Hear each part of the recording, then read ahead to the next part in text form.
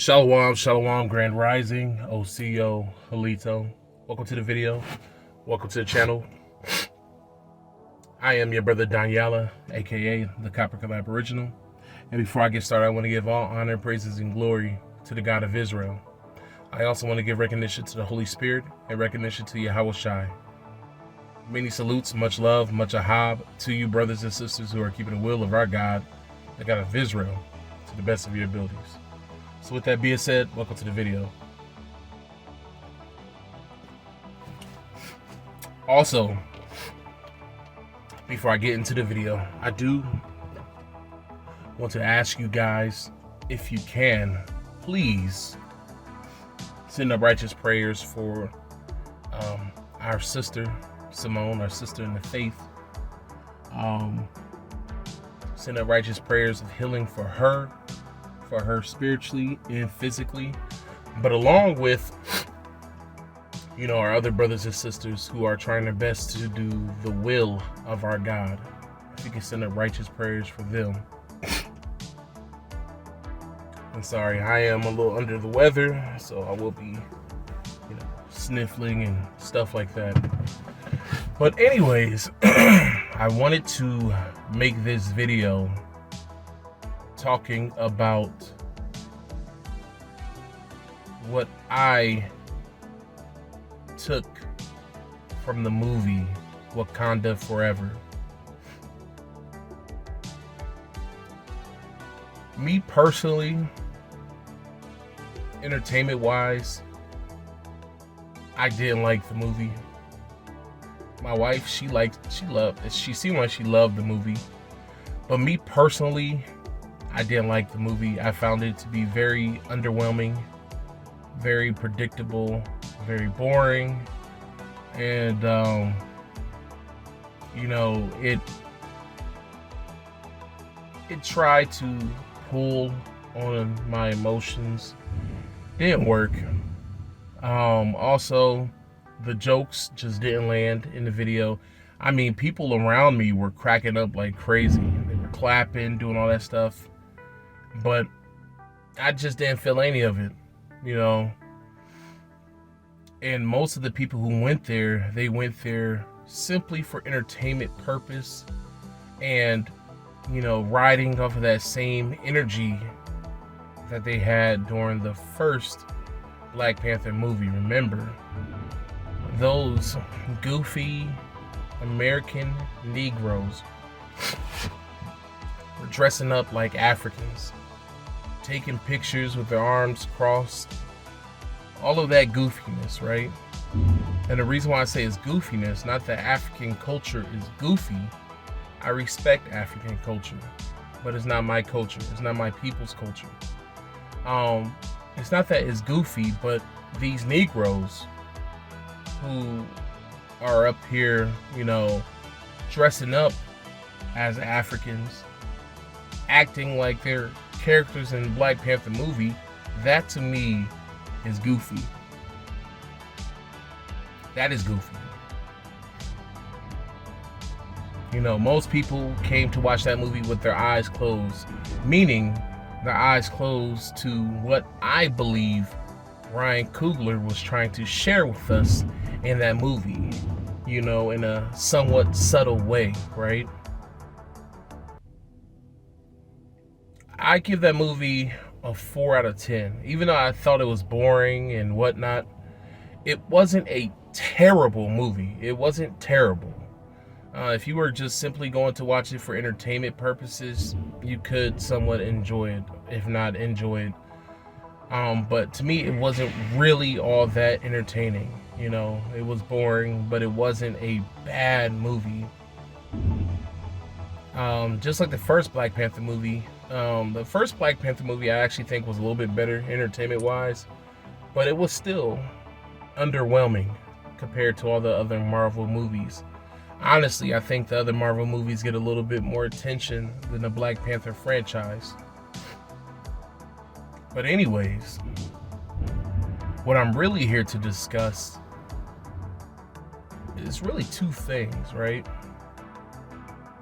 How I believe Ryan Coogler is trying to link America with Wakanda and vice versa. You know, that's what I believe. I believe that, you know, he's knocking on the brother knocking on the trailer, I guess, to see if someone is still in there. But anyways, you know, I believe that Ryan Coogler is linking Wakanda with America, linking Wakanda with the Atlanteans. And I'll give my reasonings why, you know, throughout this video. But also, they are in a way they're showing, I don't want to say prophecy, but the main anti-hero slash antagonist slash villain in the movie, his name is Coogler, right? He is given off of kind of like a personification. He is kind of like the embodiment of Hamashiach, right? AKA what the world knows as Jesus Christ, what we in, you know, the Hebrew Israelite community call Yahweh or Yeshua. And my reasoning for that is, if you've watched the movie, and I'm gonna say spoiler alert, because if you want to watch this movie yourself, you know, and come up with your own conclusions, you know, stop this video right now and go and watch it, because I'm about to spoil some stuff, right? So anyways, this anti-hero, Coogler, is an Atlantean, right? His people weren't always living in the sea. They didn't always live in the sea, okay? Because Coogler, he has a civilization under the ocean in the Atlantic called Atlantis, right? But his people didn't originally start off in Atlantis. They were originally land-dwelling people. And then they end up, what I believe, they end up taking liquefied vibranium, I think it was, and it mutated them to where they were no longer able to live on land. They had to, you know, dwell in the water, right, in order to survive. Now, the reason why I'm linking them two together, you know, Hamashiach and the Coogler character from the movie, is because Coogler is actually a Mayan deity, right? In the movie, you find out, they don't really tell you, but, you know, just from observing what happened and what's going on and whatnot, and who he is, what his name is, you know that they're Mayan, right? Coogler is an actual Mayan deity. Some people may know Coogler from its more popular Aztec name, Quetzalcoatl, right? Quetzalcoatl is the Aztec version of Coogler. They are the same deity, just two different cultures, right? Coogler, it means the feathered serpent in Mayan, right? Quetzalcoatl means the same thing. It means the plumed serpent, right? The feathery serpent, same thing, same deity, same god. And if you do your research on Quetzalcoatl / Coogler, you will actually find the Mayan depiction of him. The Mayans depict a black man. They have different variations, but one of the depictions is of a black man bearing a cross, actually carrying a cross on his back. Quetzalcoatl has a twin brother, but we'll save that for another video. But, you know, like I said, you know, Coogler, Quetzalcoatl, you know, is depicted as a black man bearing a cross. So, you know how people try to say, the cross has nothing to do with our culture? That's not true. The cross has everything to do with our culture. Our people, I'm not saying that it's a cultural thing that we do, but it does pertain to our culture because many of our people were murdered and hung on the cross. Yahushua and the other ones who hung with him, they weren't the only ones who were executed that way. You had many other brothers and sisters who were executed in the same fashion. So these brothers who's like, oh yeah, man, why you're wearing a cross? The cross has nothing to do with us. Brothers who say they are completely ignorant of their history. But like I said, when you look at Quetzalcoatl, he is actually carrying a cross, right? So that's just another indicator right there to show that that's Hamashiach. And then when you're dealing with the whole serpent thing, a lot of people get scared when they hear serpent because they're like, oh man, that's a wicked creature and all that stuff. It's the devil, it's Hashatan. A lot of that is ignorance, right? They're just only going off of Genesis. When serpent is actually mentioned several times throughout the Bible, dealing nothing with evil, but dealing with wisdom. Be as harmless as a dove, or being as wise as a serpent. Being as wise as a serpent and as harmless as a dove, right? We see that serpents deal with wisdom. Also, serpents deal with healing. Remember in Exodus when our people were out in the wilderness, going off as usual, and serving, other gods, making idols and whatnot. Remember, our people were bitten. And in order for them to be healed, they had to build a serpent effigy, right? And they had to gaze upon it to be healed, right? Yahushua said, he must be lifted up. He must be lifted up as that serpent in the wilderness, right? So we see the serpent reference being used to reference Yahushua. Yahushua is Quetzalcoatl because one of the prophecies of Quetzalcoatl / Kukulkan is that he's going to come back and he's going to come back with the sword and destroy. Same thing with Yahushua. We know Yahushua is returning with the sword, right?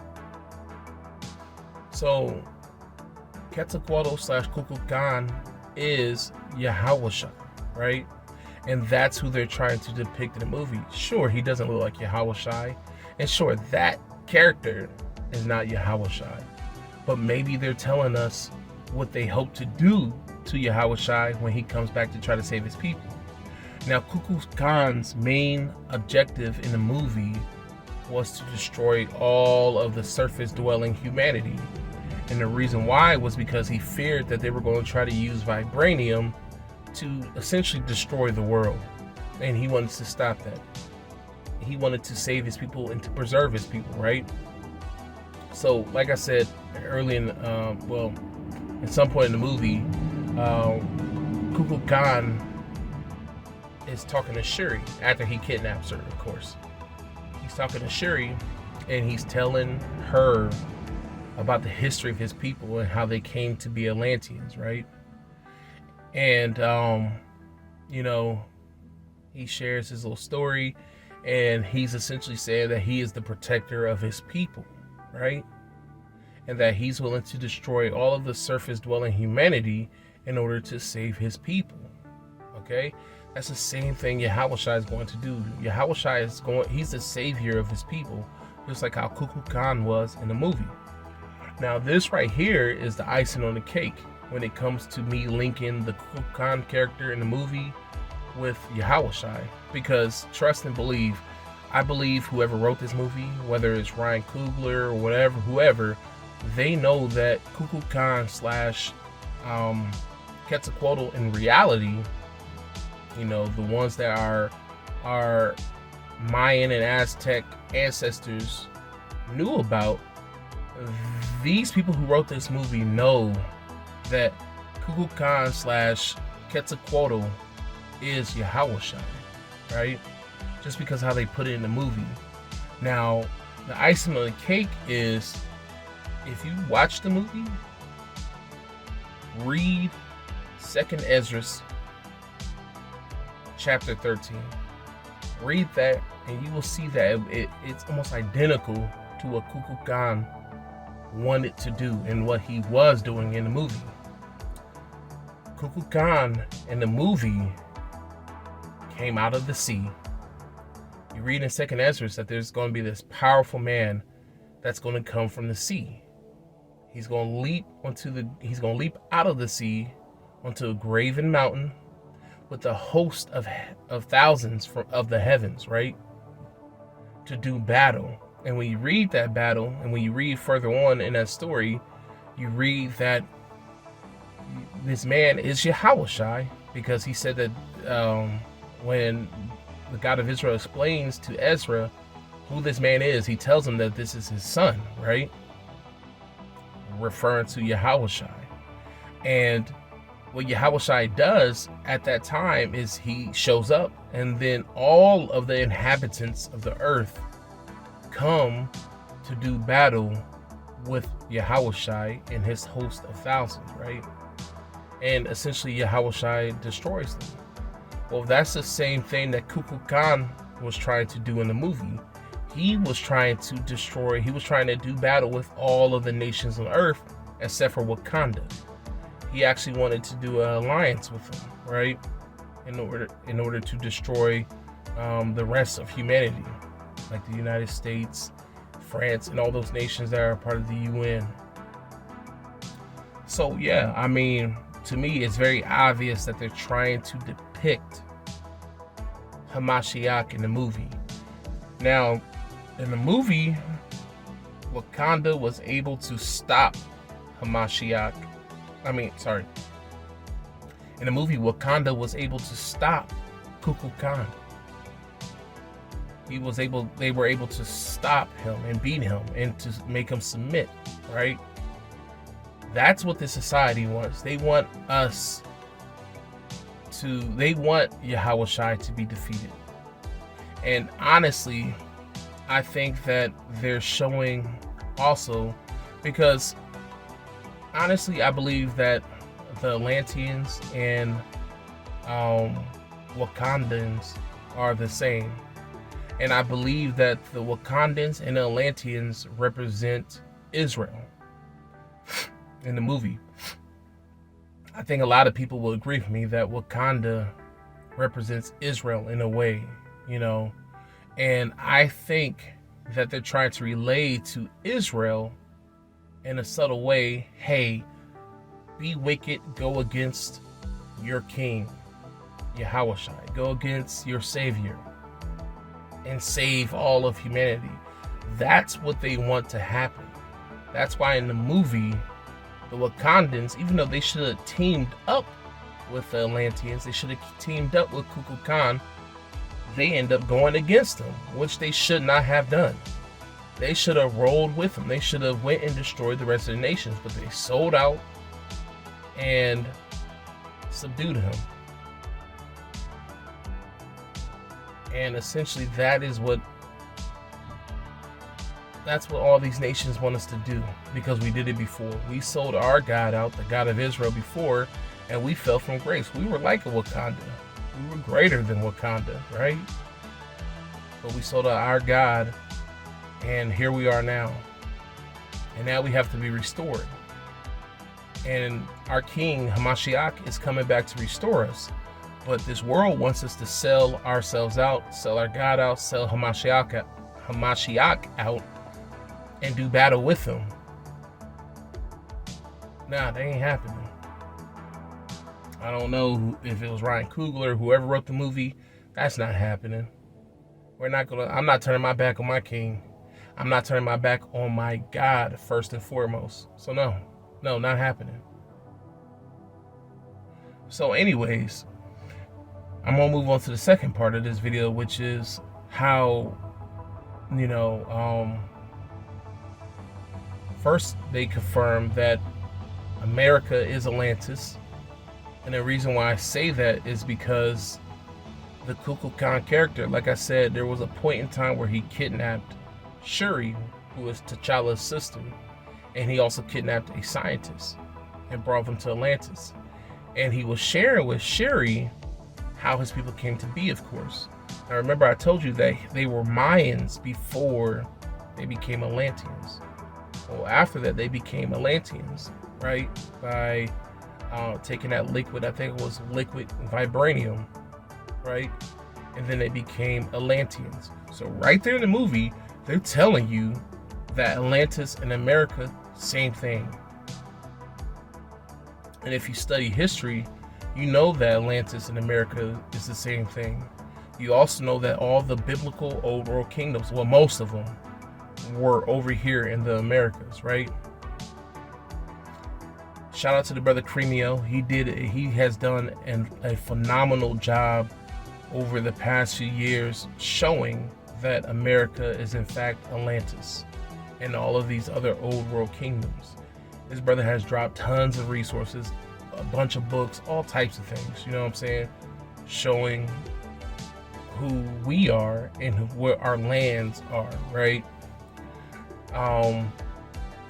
You know, you can find out, you'll study and find out about the priest kings, you know, the serpent kings, the Nagas, right? And of course, you know, there's that word serpent again. You know, Yahushua was an Atlantean. He was an Atlantean, okay? And so were the Nagas, the Naga Mayas, the Mayans, the Aztecs. All of them were Atlanteans. We are the Atlanteans. This is why in that movie, the Disney movie Atlantis, they depict the Atlanteans as being black or heavily melanated people, looking just like us. Because we are the Atlanteans. We are the Atlanteans, right? But like I said, you know, this in this movie, you know, it showed that America is Atlantis, right? And like I said, just do your research. You know, you will see that the Mayans, aka the Naga Maya, the Serpent Kings, the Priest Kings, which just means wise kings. Serpents dealing with wisdom because our people had wisdom. We had all the knowledge of the world, right? And we went around the world spreading that knowledge and building up colonies and civilizations around the world, especially over in Asia, right? We brought corn over to Asia. We brought civilization. We brought a lot of stuff over to Asia. So yeah, you know, you could just look that history up yourself. And you will come to the same understanding that that America is Atlantis, right? That all the biblical kingdoms were over here. But also, my theory is that the Atlanteans and the Wakandans are related. Now, in the movie, when, you know, Kukulkan was talking to Shuri, he was alluding to them being the same people and alluding to there being a lost tribe and all this stuff, right? And, you know, I truly believe that in the movie, you know, the so-called Wakandans represent African Americans, right? And that the Atlanteans represent our previous cultures, right? Like our Mesoamerican culture, while Wakanda represents our modern day culture. And the reason why I say that is because Wakanda, both Atlantis and Wakanda, share a lot of similarities. They're both hidden kingdoms. They're both very advanced kingdoms. But the thing is that Atlantis is advanced primitive, right? While Wakanda is advanced modern, right? Just like Atlantis back in his, you know, in our mythology today, Atlantis was an ancient kingdom that was very advanced for its time, right? Just like how Atlantis in the movie is very advanced, but only advanced compared to, like, I would say, like older kingdoms, right? or older civilizations nations, while Wakanda is advanced. Like we had Wakanda had ships and all this stuff, flying ships, gadgets, all this stuff. While Atlantis, they were advanced, but they had like, swords, spears, and stuff like that. They didn't have like flying ships, things like that. So I feel like Atlantis in the movie represented, us in our previous cultures as the Aztecs, the Mayans, and stuff like that, the Atlanteans, while Wakanda represents African Americans today, how we lived in probably one of the most advanced civilizations today, and we've helped build this country. We built this country to what it is, and have made so many inventions to further this country and to advance this country, right? So I feel like both of them represents us, right? And in the movie, Ryan Coogler or whoever wrote the story is showing the relations, the connections between the Wakandans and the Atlanteans, right? Like I said, their cities are the same. They're hidden. They're very advanced. And, Wakanda doesn't even deal with all the other African nations. Remember, that was one of the first problems in the first movies, was that they didn't deal with none of the African nations around them. They were hidden and they were secluded and they stayed to themselves. They didn't share none of their advancement in technology, right? And maybe it's like that for a reason. Maybe they didn't deal with the other African nations for a reason. Maybe because they truly aren't Africans. Maybe they are truly American Aboriginals, and that's probably why he said what he said. And, when Kukulkan Khan first met Shuri was when Shuri and her mother were having a spiritual journey, right? And they were on the countryside in Wakanda by a lake. He came up out of that lake, and of course he gave his demands and all this stuff. And they had mentioned vibranium. And he told them, because he was like, they're trying to take your vibranium, and they're trying to take our vibranium. She's like, what? Wakanda is the only place that has vibranium. And he's like, no, we have vibranium too. And Shuri's like, look at his necklace. His necklace had vibranium in it, which, through the story that he told to Shuri, and then also with them having vibranium, it alluded to them having vibranium possibly before the Wakandans, right? And that vibranium doesn't originate in Wakanda like they thought. That was like the whole shocker. Like, oh my God, somebody else has vibranium too? The rarest metal on Earth, right? And see, this is a thing. If I remember correctly from the comic books, vibranium was actually, it came allegedly, according to their, the comic book, it came on the meteor, the very same meteor that destroyed the dinosaurs, right? And that meteor that came and destroyed the dinosaurs was actually a meteor that crashed in the Gulf of Mexico. You see what I'm saying? According to the comic books, that comet crashed in the Gulf of Mexico. And according to our BS science, I don't believe in outer space, not in this camp. But that meteor that crashed on Earth, according to this BS science, landed in the Gulf of Mexico. So, according to our BS science, the comic book, and even the movie, it sounds like the Atlanteans may have had vibranium first. So it's like, well, how did the Wakandans, how did they come in contact with vibranium?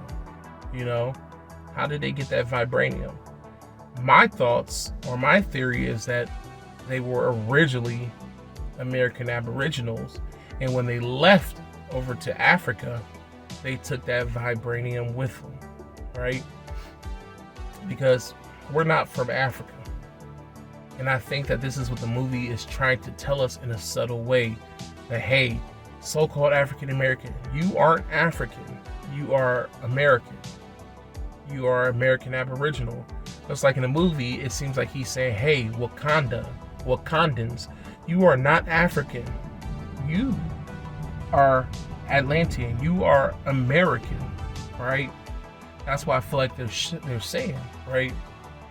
With the whole vibranium thing originating in the Americas, but also at the same time, when Shuri was talking to Kukulkan in his king's chamber, there was a mural behind him that was very reminiscent of the Bonaparte mural that you can find down in Latin America. I think it's like Guatemala where you can find that temple. It's a Mayan temple that has murals in it.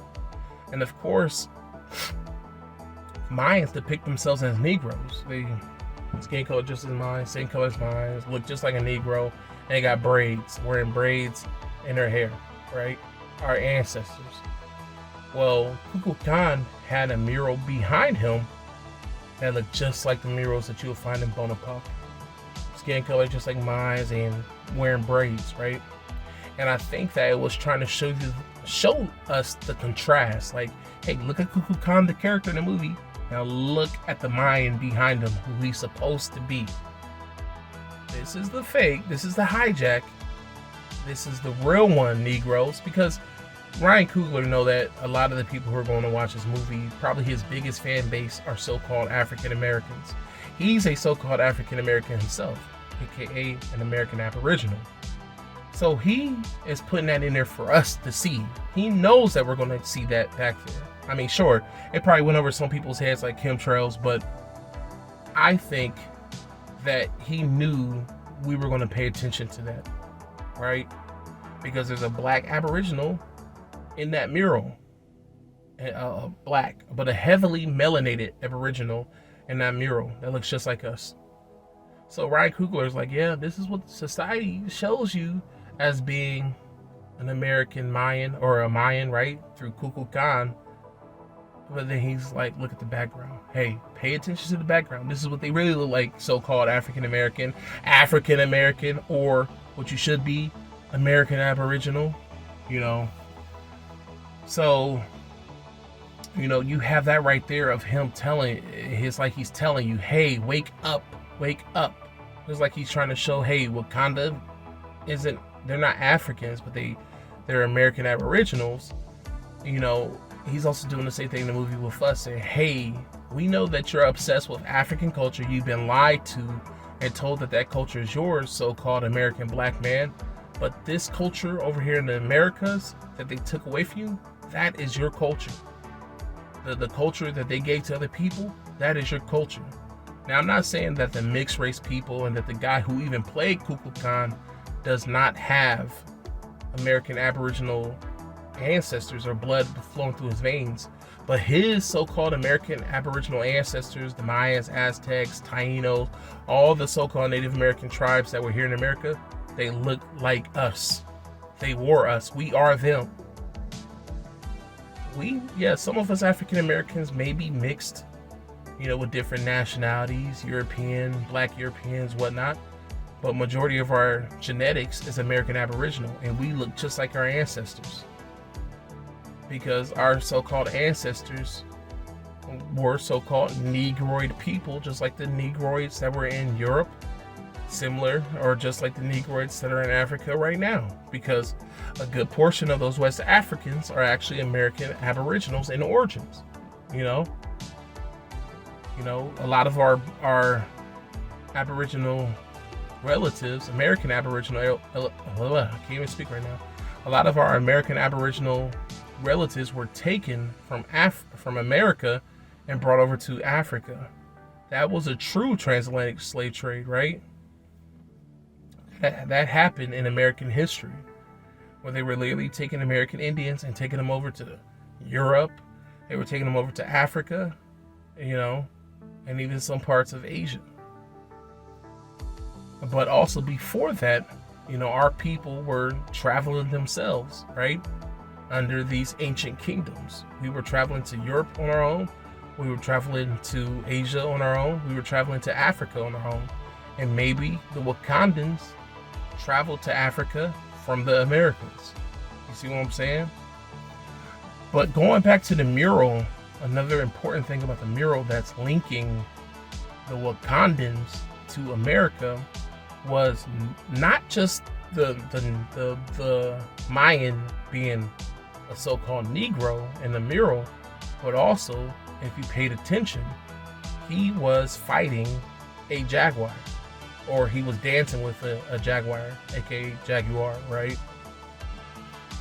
And if you paid attention, that jaguar wasn't a regular one. It wasn't the yellow, orange one, right? It was a Black Panther. So in the movie, he's showing you there's a connection with the Mayans and the Black Panthers. And see, what a lot of people don't understand is that, yes, there are two large cats, two big cats that can go through hyperpigmentation, right? Two big cats that can do that. One is the leopard, which lives in Afro-Eurasia, right?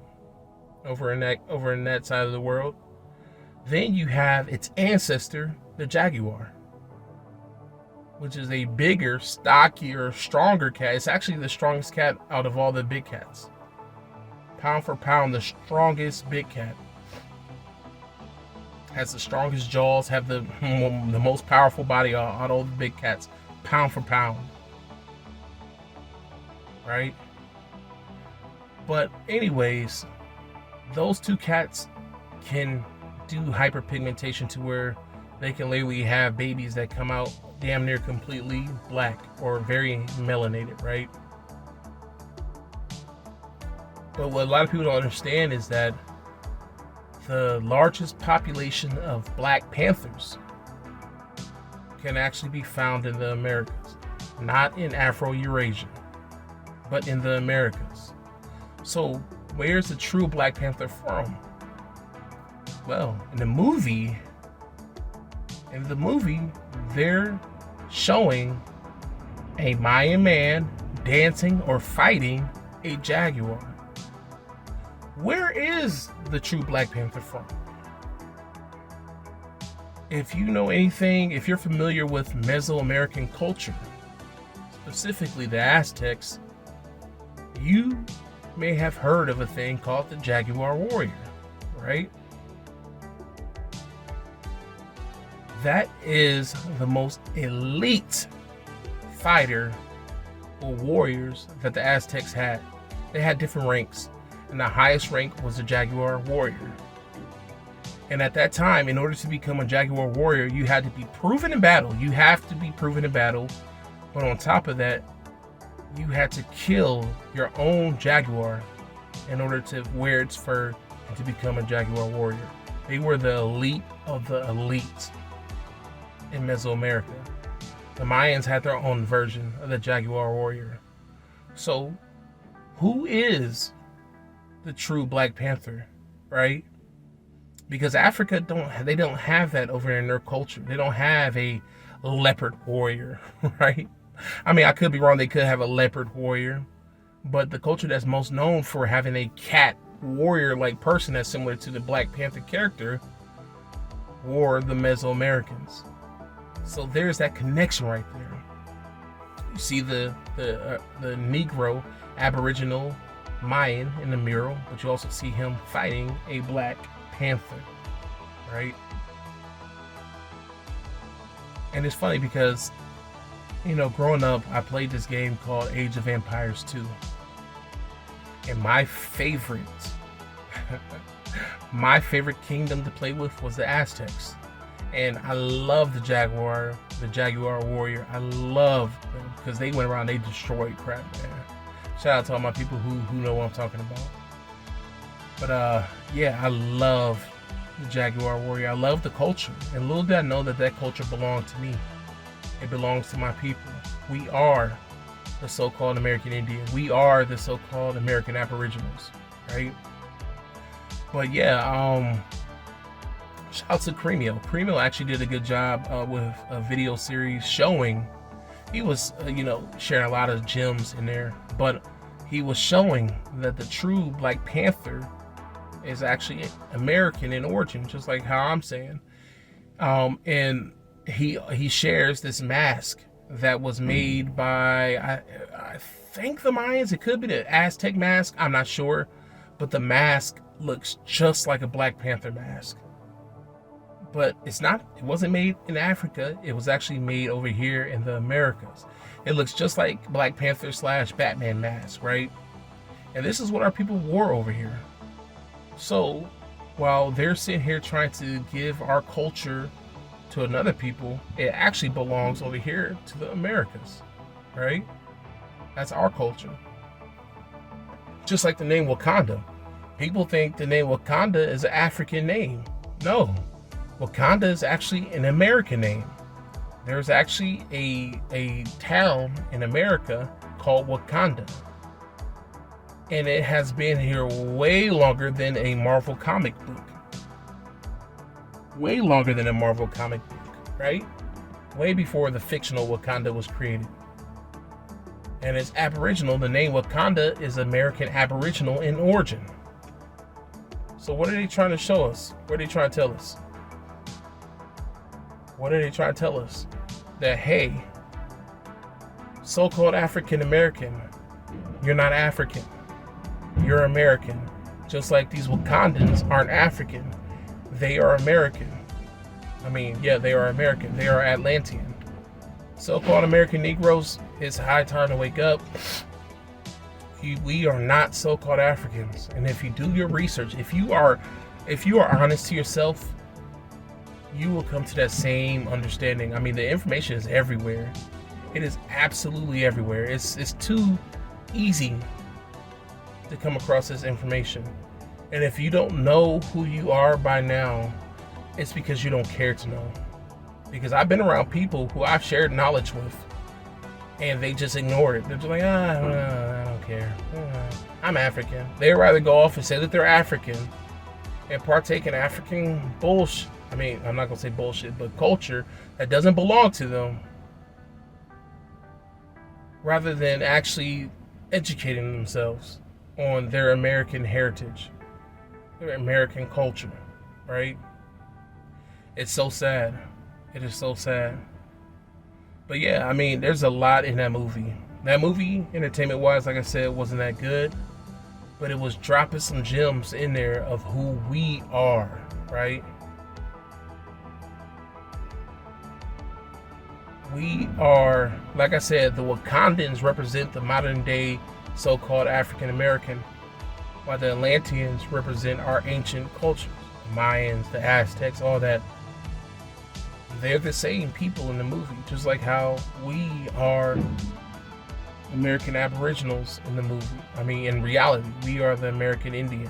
We are the so-called, the Mayans, the Aztecs, all that, you know. So yeah, don't fall for the hijack. Go out there and educate yourself, people. These people, they know who we are. They know that we are the Atlanteans.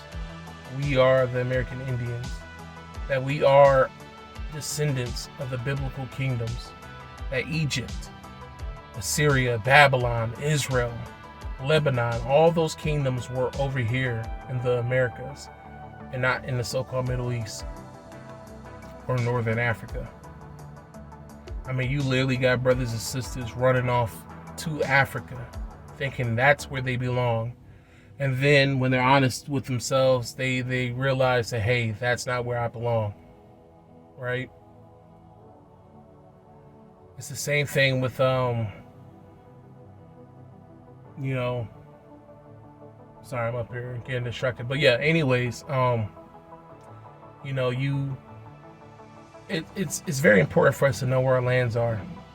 Because if you read the Apocalypse of Baruch, you know that those who are in the land of Israel, when all those atrocities, all those plagues happen, those who are in the land of Israel will be passed over. They will be saved. See, everybody's looking for a second Passover, and then they're looking for it in the wrong place. Well, all those people who flee to Africa, all those people who flee to modern day Israel, they are going to incur all those plagues, while people who are educating themselves, knowing that Israel is over here in the Americas, that is over in Utah, those are the people who are going to be passed over by the plagues and who are going to be spared by the Most High. You know, because you got people out here who are lazy with their education. I'm not trying to be lazy. I'm not trying to incur the Most High's wrath. I'm not trying to let my family incur his wrath either. You know, so educate yourselves, people. But anyways, all up out of here. I will talk to you later. Peace out, shalom, and may the God of Israel bless you all.